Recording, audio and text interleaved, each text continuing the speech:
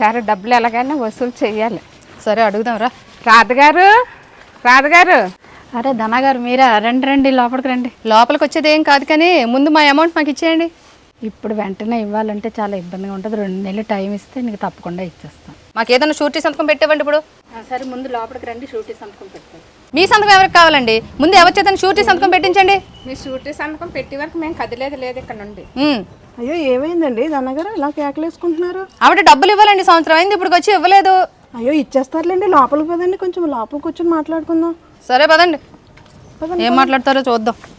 ఇప్పుడు నా దగ్గర ఇవ్వడానికి ఒక పైసా కూడా లేదు ధనగారు. అవన్నీ కాదు, నాకు ఇప్పుడు సంతకం కావాలి. ఎవరి చేత సంతకం పెట్టిస్తారో షూరిటీ సంతకం పెట్టించివ్వండి. ఇప్పటికిప్పుడు సంతకం పెట్టమంటే ఎవరు పెడతారో? బంధువులా పెట్టరు, ఇంట్లో వాళ్ళ కోప్పడతారు. శేషు నువ్వైనా సంతకం పెట్టవా ప్లీజ్? అయ్యో ఇంట్లో వాళ్ళు ఏమంటారో ఏటో.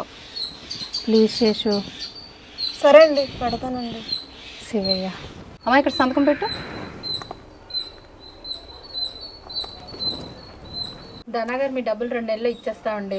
ఇంకా మీతో పని లేదండి, మాకు సంతకం ఆవిడ కదా పెట్టింది, ఆవిడ మేము చూసుకుంటాంలేండి. అదేంటి అలా మాట్లాడతారు? సంతకం పెట్టినందుకు దీని గురించి నాకు తెలియదండి ఈ విషయం. అయ్యో ఓ పెద్ద తిప్పుకుంటూ వచ్చింది సంతకం పెట్టడానికి. ఇప్పుడు తెలుస్తుందిలే. ఏంటండి? కోర్టు కేసు అయినా సరే ఆవిడ దగ్గర మొత్తం డబ్బులు లాగదు. ఎవరండి?